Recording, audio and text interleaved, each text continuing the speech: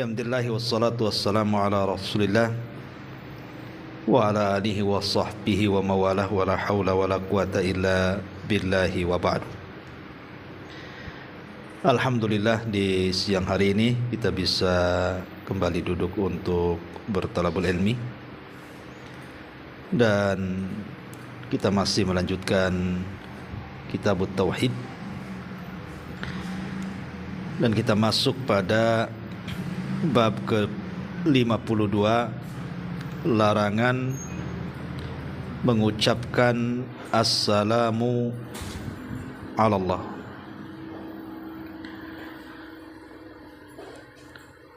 Bab ke-51 ini atau 52 ini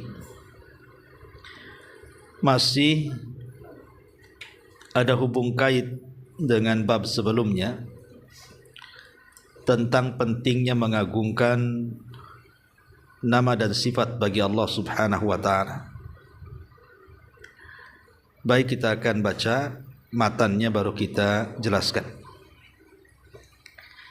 Diriwayatkan dalam Sahih Bukhari dan juga Muslim bahwa Ibnu Mas'ud radhiyallahu an berkata, Kunna ma'an Nabi sallallahu alaihi wasallam fi salati qulna assalamu ala Allah min ibadihi assalamu ala fulanin wa fulanin faqala an-nabiy sallallahu alaihi wasallam la taqulu assalamu ala Allah fa inna Allaha huwas salam. Tatkala kami mengerjakan salat bersama Rasul, kami selalu mengucapkan assalamu ala Allahi min ibadi. Semoga keselamatan dari hamba-hambanya tercurahkan kepada Allah. Semoga keselamatan tercurahkan dari hamba-hambanya kepada Allah. Assalamu ala fulan wa fulan, dan semoga keselamatan tercurahkan kepada si fulan dan si fulan. Faqala an-nabiy sallallahu alaihi wasallam, maka Rasul bersabda, la taqulu assalamu ala Allah. Jangan kalian mengucapkan assalamu ala Allah, keselamatan untuk Allah. Fa innallaha huwas salam. Karena sesungguhnya Allah adalah as-salam, maha pemberi keselamatan. Taib, ma'asyiral muslimat yang dimuliakan Allah Subhanahu wa ta'ala, hadis ini terdapat dalam kitab Sahih Bukhari dan juga Sahih Muslim dari sahabat Abdullah ibn Mas'ud radhiyallahu an. Dalam bab ke-52 ini, mu'allif rahimahullahu ta'ala ingin menegaskan kepada kita tentang tidak boleh, bahkan ulama mengatakan haram, mengucapkan salam kepada Allah Subhanahu wa ta'ala. Kenapa demikian?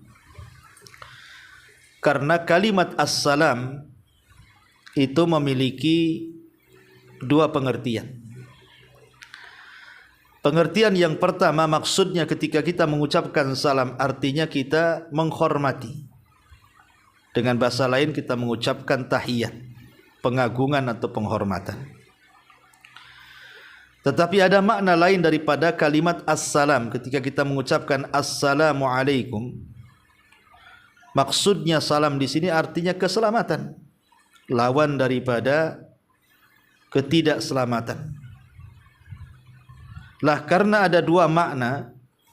Pertama, makna salam itu artinya memberikan penghormatan. Yang kedua, makna salam itu artinya mendoakan keselamatan. Maka tidak boleh seseorang itu mengucapkan salam kepada Allah, karena seolah-olah Allah itu tidak selamat dan harus didoakan keselamatan. Dan ini mengurangi hak-hak Allah Subhanahu wa ta'ala, karena Allah itu zat yang sempurna, baik secara zatnya, baik secara sifatnya, baik secara perbuatannya, baik secara hukum-hukum yang diberikan kepada hamba-hambanya, Allah itu maha sempurna. Sementara selamat itu lawan daripada ketidaksempurnaan. Lah di zaman Nabi SAW, ketika para sahabat salat bersama Nabi, kebiasaan para sahabat mereka mengucapkan assalamu ala Allah min ibadihi. Semoga keselamatan dari hamba-hambanya tercurah kepada Allah. Tentu yang dimaksud para sahabat, kalimat ini adalah hendak mengagungkan Allah Subhanahu wa taala. Dan kita harus berhusnudon kepada sahabat. Tidak mungkin sahabat meyakini ada kekurangan bagi Allah sehingga dia mengucapkan assalamu ala Allah. Tetapi kesalahan para sahabat adalah ungkapan dari segi bahasa, bahwa kalimat salam itu memiliki dua makna. Tadi saya sebutkan tadi, satu makna pengagungan, yang satu makna lawan daripada kekurangan. Lah dikhawatirkan lafaz ini ada orang yang salah paham, seolah-olah menuduh Allah Subhanahu wa taala itu ada kekurangan sehingga harus diucapkan kalimat assalam kepada Allah Azza wa Jalla. Makanya Nabi SAW melarang dan mengatakan la taqulu assalamu ala Allah. Jangan kalian katakan assalamu ala Allah, keselamatan atas Allah. Alasannya fa innallaha huwas salam, karena Allah lah pemberi keselamatan.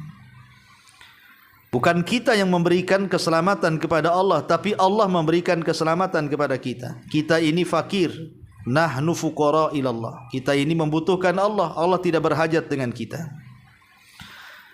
Allah tidak berhajat dengan doa selamat kita kepada Allah, karena Dia pemberi selamat. Masa kemudian kita mendoakan keselamatan kepada Allah seolah-olah Allah tidak selamat gitu ya. Maka dari sini tidak boleh seseorang mengucapkan assalamu ala Allah. Makanya diriwayatkan dari Khadijah bintu Khuwailid ketika detik-detik wafatnya.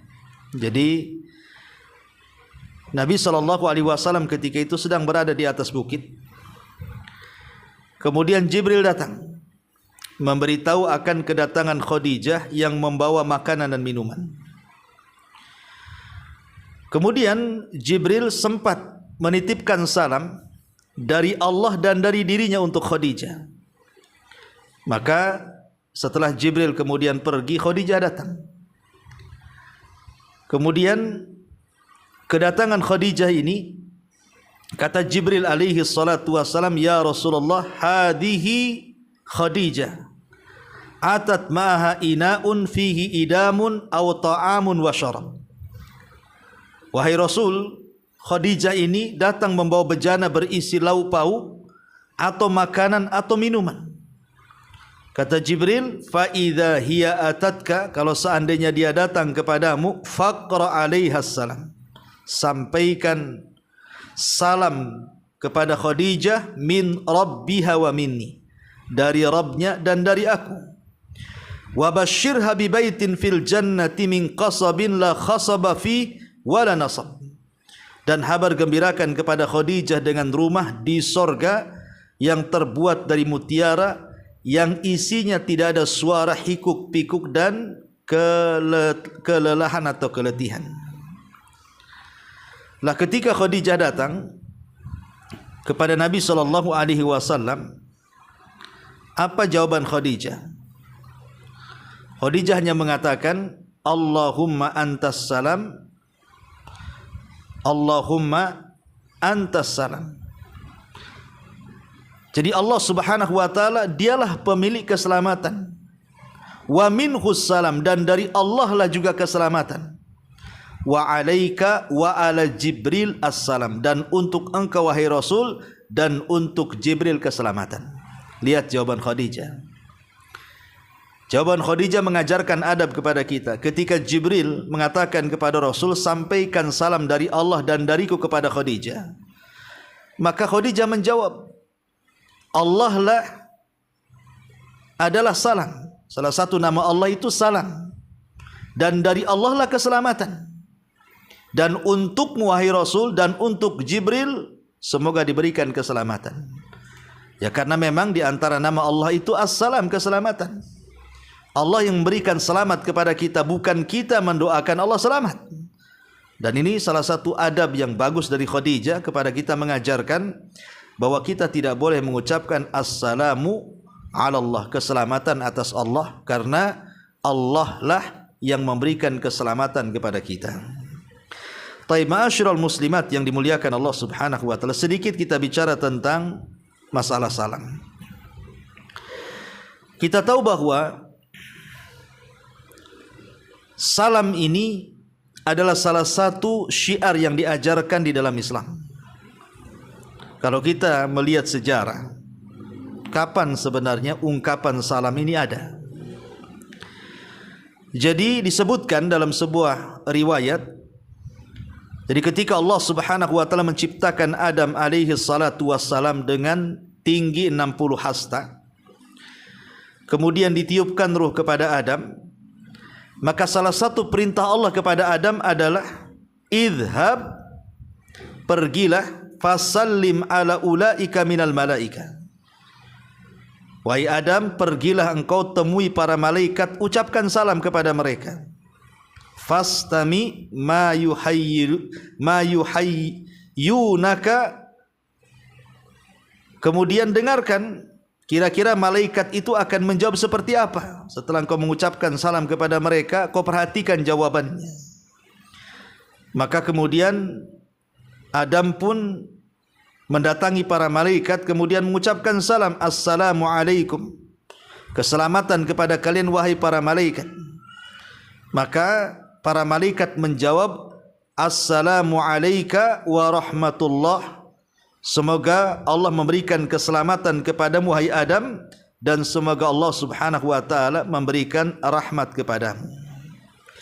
Dari sini kita tahu bahwa salam itu adalah, kalau dilihat daripada sejarah, sudah ada sejak zaman Nabi Adam diciptakan. Bahkan itulah ucapan yang pertama kali orang mengucapkan salam adalah Adam alaihi salatu wassalam. Dialah Nabi yang pertama kali mengucapkan salam kepada para malaikat. Assalamualaikum, maka malaikat menjawab waalaikumsalam warahmatullah. Itu dari sisi sejarah, bahwa orang yang pertama kali mengucapkan salam adalah Adam. Lah kemudian Allah Subhanahu wa taala mengatakan salam itu adalah tahiyyatuka wa tahiyyatu ummatika. Salam itu akan menjadi penghormatan dirimu dan penghormatan kepada umatmu. Maka dari situlah kemudian salam menjadi syiar sejak zaman dulu sampai kepada zaman kita diutusnya Nabi sallallahu alaihi wasallam. Salam itu bagian daripada syiar Islam. Ma'asyiral muslimat yang dimuliakan Allah Subhanahu wa taala, kenapa demikian? Salam itu bagian daripada tahiyat, penghormatan yang Allah berikan kepada Rasul kita dan juga umatnya. Sampai-sampai Nabi SAW memerintahkan kita untuk menyebarkan salam. Begini Bu ya, ada 3 kaidah yang penting ketika kita memahami kalimat salam itu. Yang pertama, Allah Subhanahu wa taala dan Rasulnya telah mensyariatkan kepada kita sebuah penghormatan yang membedakan kita dengan agama-agama di luar daripada Islam.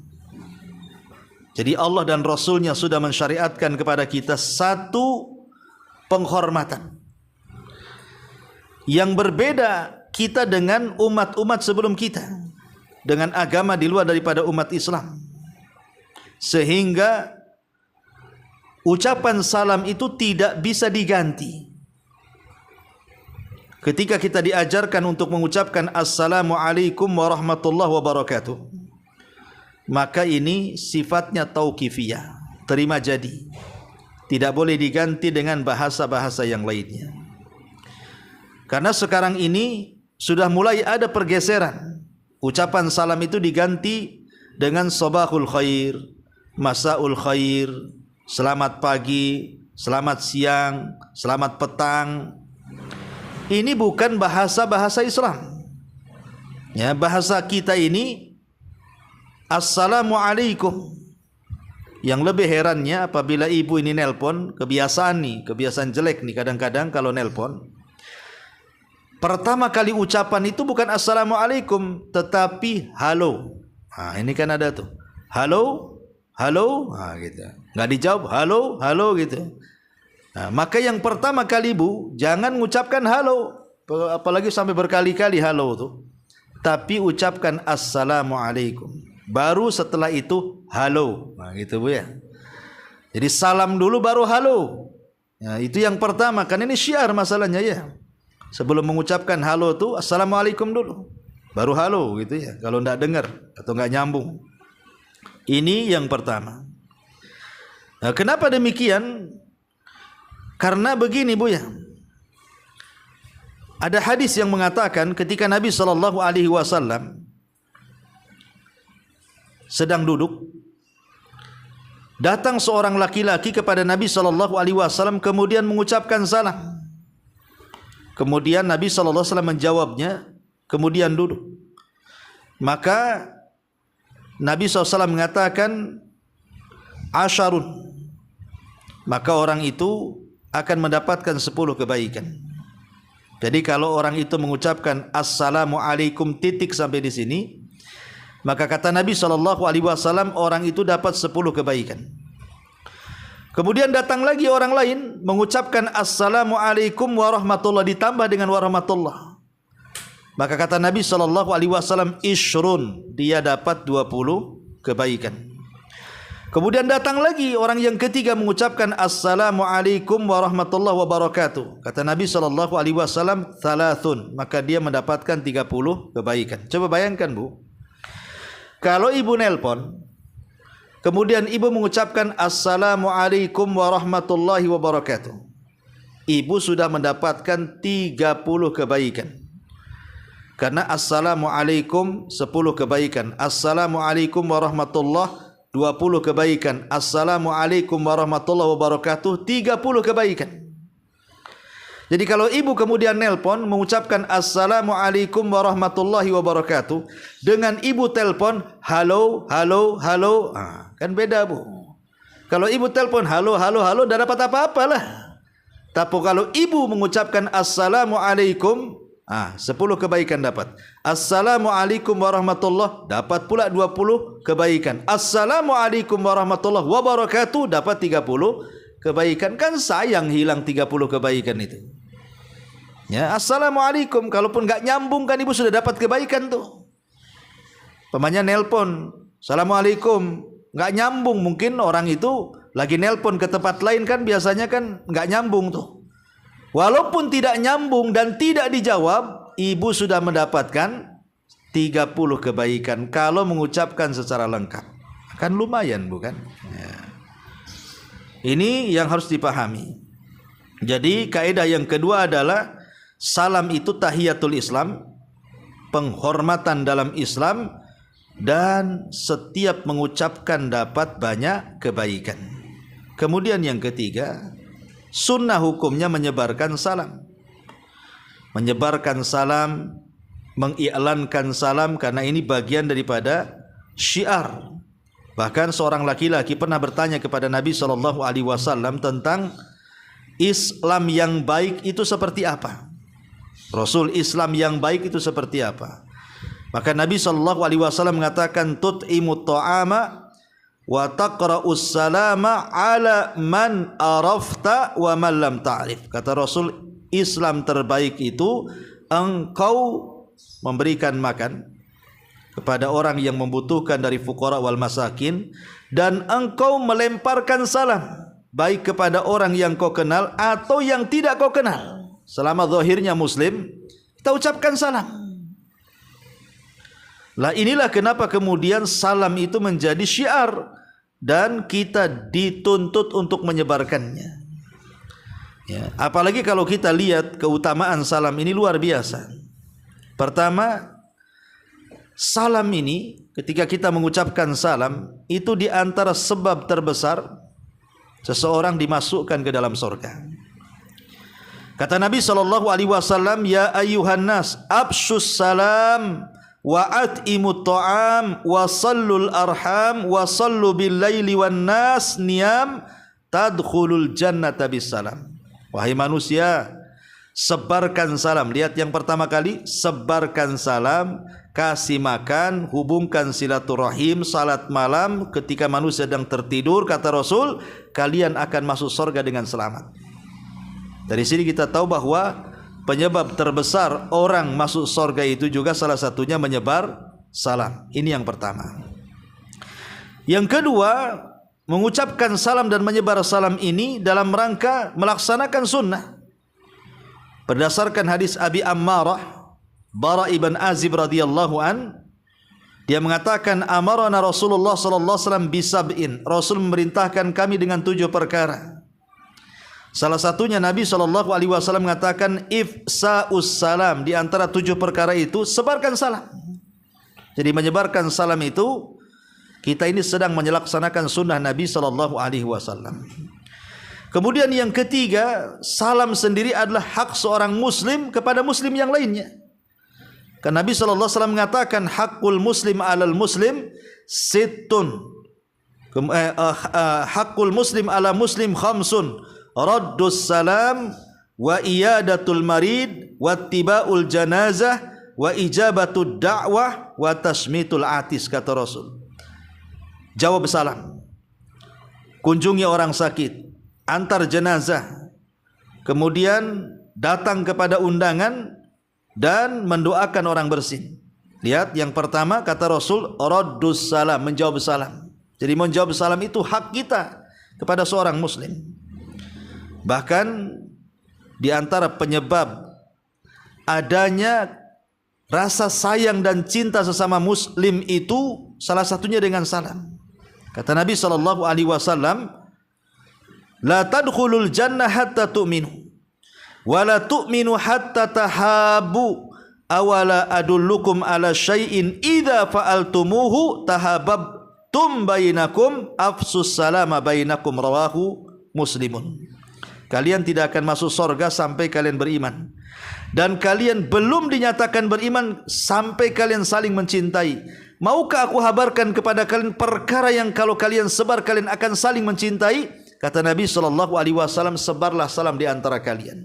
Dari sini menunjukkan bahwa salam itu salah satu penyebab munculnya kecintaan sesama kaum muslimin, dan itu kita bisa terapkan. Kalau ada orang yang dongkol sama ibu, tidak suka dengan ibu, benci dengan ibu, coba kita dekati dengan salam.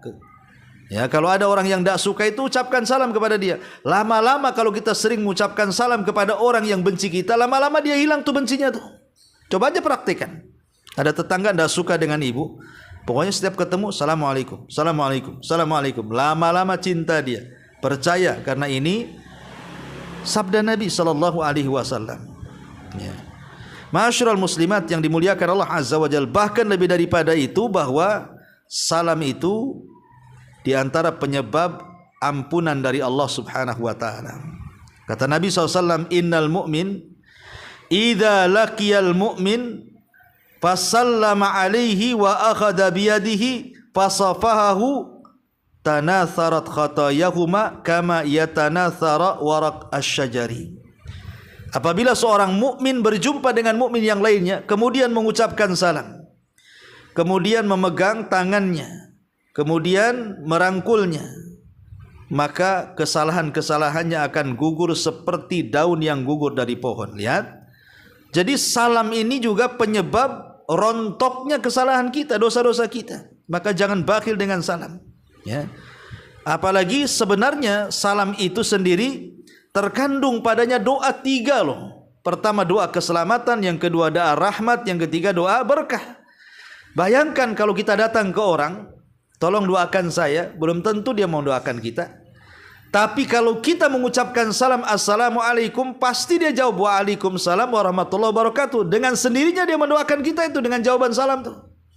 Dan kita di dunia itu, kita memerlukan 3 perkara ini. Pertama, selamat hidup kita, selamat tidak sakit, selamat tidak hancur usahanya, selamat tidak nakal anak-anaknya, selamat berkah, pokoknya selamat dari segalanya. Itu kan kita yang dikehendaki, ya. Ataupun rahmat, siapa yang tidak berkehendak dengan rahmat?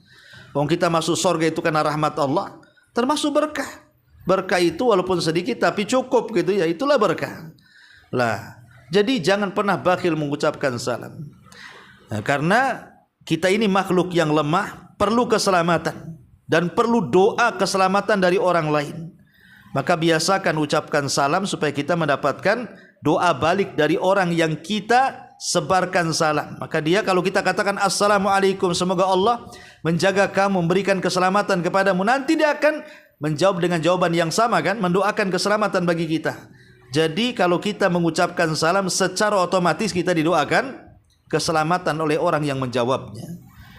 Lah kebanyakan orang tidak paham bahwa mengucapkan salam itu penting dalam Islam. Mengucapkan salam itu penting dalam Islam. Kenapa? Karena di balik kalimat salam itu, kalau kita pahami, hakikatnya kita sedang mendoakan orang, dan didoakan orang kita dijaga hidupnya. Kita pengen dijaga hidup kita ini kan, selamat dari ini, selamat dari penyakit, selamat dari kemiskinan, selamat dari, pokoknya selamat dari segala-galanya kan. Jadi kalau kita paham tentang makna salam, sebenarnya orang tidak mungkin bakhil tuh dengan salam itu. Tapi karena orang tidak paham, seolah itu hanya kebiasaan saja, assalamualaikum, jadi ya terkadang mengucapkan salam, terkadang diganti dengan hello, terkadang diganti dengan selamat pagi, selamat petang, karena tidak paham itu bahwa di balik ucapan salam itu hakikatnya kita sedang meminta kepada Allah agar kita dijaga, agar kita dapat keselamatan, ya. Tetapi yang harus dipahami bahwa ada beberapa hukum bicara tentang salam ini, di antaranya yang mengucapkan salam sunnah dan yang menjawab wajib. Ya, ibu kalau ada orang yang mengucap salam, sebenci apapun ibu kepada orang yang mengucapkan salam, ibu harus jawab kalau tidak berdosa. Karena yang mengucapkan salam pertama sunnah dan yang menjawab itu hukumnya wajib. Yang kedua, salam itu tidak boleh dalam hati. Orang nggak dengar. Ya, tadi saya sudah salam, kok nggak dijawab, kapan, dengar pun tidak. Ya, jadi salam itu dikeraskan. Salam itu dikeraskan. Ya, makanya dulu ada kisah Abdurrahman bin Auf, kalau tidak salah Abdurrahman bin Auf ya. Jadi dia masuk ke masjid. Kemudian di situ ada Utsman ibn Affan radhiyallahu anhu mengucapkan salam. Utsman tak mau jawab. Utsman tak mau jawab. Akhirnya Abdurrahman bin Auf ini mengadu kepada Umar. Kenapa aku mengucapkan salam, kok Utsman tak mau jawab katanya. Akhirnya kemudian Umar pun memanggil keduanya. Kata Umar, hei Utsman, tadi loh Abdurrahman mengucapkan salam, katanya kau tak jawab. Kata Utsman, saya enggak dengar kok, saya enggak tahu. Saya lagi melamun katanya. Kalau aku dengar pasti ku jawab katanya. Kemudian Abdurrahman mengatakan, sungguh aku sudah mengucapkan salam 3 kali, tapi dia tak mau jawab. Akhirnya kemudian Utsman tetap mengatakan, aku tak dengar, aku tak tahu, aku sedang melamun.